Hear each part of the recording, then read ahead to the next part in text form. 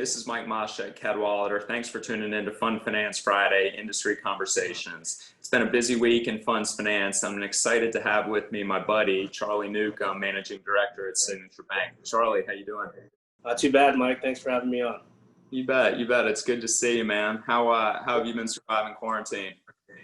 At the beginning it was kind of rough. You got a two-bedroom apartment here, in the middle of Manhattan, so kind of in the belly of the beast, so to speak. So between March, when we first stopped coming to the office, and about May, it was just my wife and I trying to cobble stuff together, and then kind of figure out what our plans were, if we were going to go anywhere, if we were too scared to go anywhere. We ended up leaving the city for some time and getting a little place on Long Beach Island that we just rented. And so we stayed there from about the beginning of May till, through July. So that was very good. Certainly very, not normal. So, but really, really helpful, just given, where we were in the pandemic and stuff. So overall, I say we did pretty well. Good. Did you get a puppy like everybody else? We got a puppy actually last July, so pre-pandemic. He turned one during the pandemic. So in April, it was like right in the meaty part of the pandemic. He was loving life too, because we weren't going anywhere, right? So we're just with the puppy 24/7, taking him on walks. And we kind of realized, at some point, this guy's going to get some separation anxiety when we start going back to the office. Now, that really hasn't happened for my wife, but it's happened for me. And so he still hasn't had to have that, alone time. Good. Well, let's switch, talk a little bit of business. It seems to me like you guys are pretty busy. How are things going? Things have been going great. Starting in March, we have been, in our balance sheet has been in quite some demand. We've just crossed over $16 billion of commitments, 100 distinct clients. So, the business continues to grow at a really solid clip. We hired 2 people during the pandemic, which was challenging in and of itself, because I think, as you and I know, when you're hiring someone, you'd like them to, you want to see them in person, be able to sort of interact with them in a way that's not just over the phone or even over a computer. But they've both been great. So yeah, we've been growing. We have a lot of support from the bank, and things have been great. All things considered, and I think that'll probably continue. It's the end of the end of the quarter today, and still kind of closing deals up until up until today. So I'm really happy with how the group has grown over just a tad over 2 years is when we started. So yeah. I think things have been going great. Good. What kind of deals are you working on? For the most part, the vast majority of our facilities are kind of plain vanilla, right down the middle subscription lines to, a who's who of fund management sponsors. So we're not reaching for, difficult LPs. We're able to get stuff done with bit funds between, call it, $350 million and $1 billion is probably our sweet spot.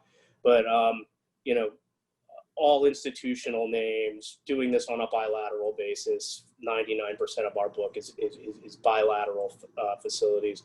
And we'll do a participation here and there with another lender if it makes sense for the overall relationship with that sponsor. But those are kind of few and far between at this point. So everything is kind of, I don't want to say boring, but, just kind of right down the middle, easy credits, stuff that you can do with your eyes closed, kind of. Yeah. And what are you guys seeing in the market from a, market dynamics perspective that you think is key for people to realize? So I think you've got, we can hit this in a couple of different directions. I think the one thing I'll focus on is sort of pricing. At the beginning of the pandemic, we were seeing a lot of LIBOR floors, and those floors would, kind of be between 50 and 100 basis points, let's say. I think that's contracting. I think spreads are definitely contracting now.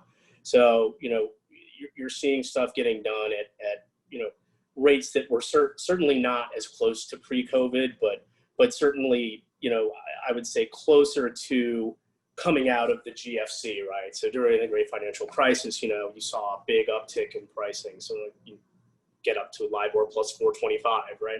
So I think pricing has come in a lot faster than it did during the GFC.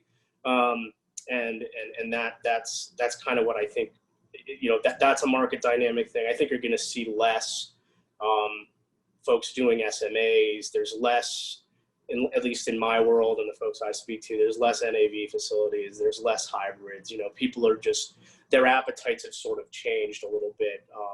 Whereas you might chase a deal that could maybe be a little further down the risk spectrum and maybe chase that yield. You're not really seeing that a lot now. You just, you'd rather kind of grow and do the same, easy deals. So, your credit committee can get their heads around them right away and just continue to churn them out instead of Do you think that's more bank driven to stay within the credit culture of the environment, or do you think that's a borrower side demand issue where they're just not seeking those type of facilities right now? It's a good question. That's because certainly just given what I just told you, we haven't seen a lot of demand from us, or in our shop. But I haven't heard about it in a lot of the conversations I've had in the broader market. So I think you're right. I think maybe, folks are just not needing those facilities right now, and maybe that'll come back, later on in Q4 or Q1 of 2021. But that is a good question. And I think you're probably right. Maybe it's a combination of both. It's a combination of supply and demand, right? It's not just, sort of forced, it's not, one way versus the other. It's kind of an interplay between both of those things. Yeah. So speaking of the fourth quarter, what are you guys forecasting? I think for the fourth quarter, it's kind of business as usual. We're not really thinking we're going to change our tune or start focusing on other things here. I think for us, we're interested to see what happens in the more broadly syndicated market. I mean, just because, given who works on our team and who we're in touch with, I haven't really heard about these big mega deals getting done in the fourth quarter. You kind of get wind of them, right? Mm-hmm. And then you kind of wait and see, oh, well, this big deal got done. And certainly there were some that got recasted this last quarter. But I think that's different than, coming from, kind of scratch, right? So you have a brand new fund that raised, XYZ billion, and they want XYZ facility, and they need to get XYZ banks together. So I think it'll be interesting to see, how many of those mega deals get done, and also who fills them out, right? Because, I've been hearing that there are, some lenders that are sort of taking a step back a little bit, at least for the time being. So, who's going to be in those facilities filling it out, where those will be priced to kind of clear market. But for us, it's just going to be business as usual. We don't see, we have, I think, a good pipeline going into fourth quarter, and, it just started. So hopefully that continues. Nothing that we have heard or that we've talked about internally that makes us go, maybe we should focus more here or focus more there. It's just kind of like, hey, the ball's rolling, and it has been for a while. So let's just continue. If it's not broke, let's not fix it type thing. Yeah. So that's kind of where we are, and that's kind of what I forecast, if that makes sense. Yeah. So you're one of the very few people in my network that's actually returned to the office. How is that going? I think at first it was really odd, because there were a couple of things, at play there. There was not just the pandemic, not knowing, what was going on. New York was still on the rise in terms of cases per day. But also we had the protests going on. And so that certainly was something that, everyone was, that was kind of weighing on everyone's mind on top of, potentially contracting COVID. So I remember my first day back in the office was June 2nd, and I usually walk to the office from my apartment. Walking through Times Square, you saw a lot of stuff that frankly I'd never seen before, right? And so that was strange. I think maybe the first couple of weeks, we're only going back 2 times a week, so that's been easier to deal with it. Going back 5 times a week. But now that it's end of September, I think we've all gotten used to it and actually really like it. It's really great to see the team, even though we're not all together. It's been really good to see the team, even if it's twice a week, and just to get back together with them in the office and just have that camaraderie. Excuse me. It's been great. So no, I don't. I wouldn't have changed anything. I'm glad we're doing it, and I hope this continues for a while. I hope there's no more lockdowns, which is what I've been reading about. There might be certain areas of the city that get locked down again, and with the return of indoor dining today, I can tell you that that's something that I experienced firsthand as something strange.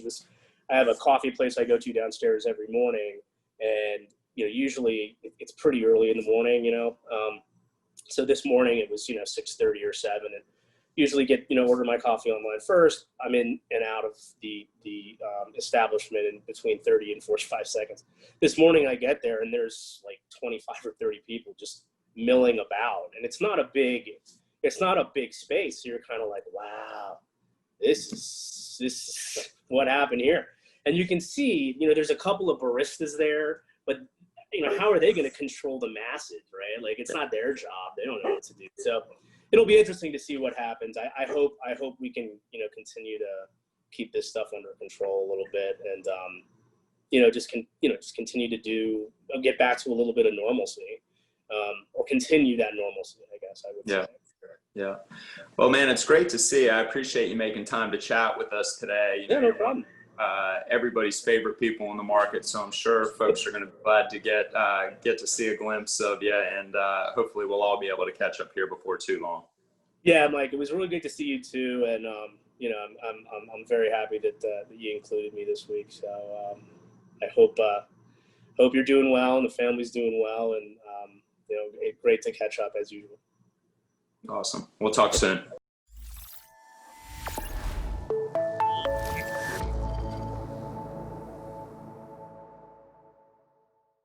The material and information contained in the podcast is for general informational purposes only. Any use of the audio within this podcast without the express consent of Cadwalader is prohibited.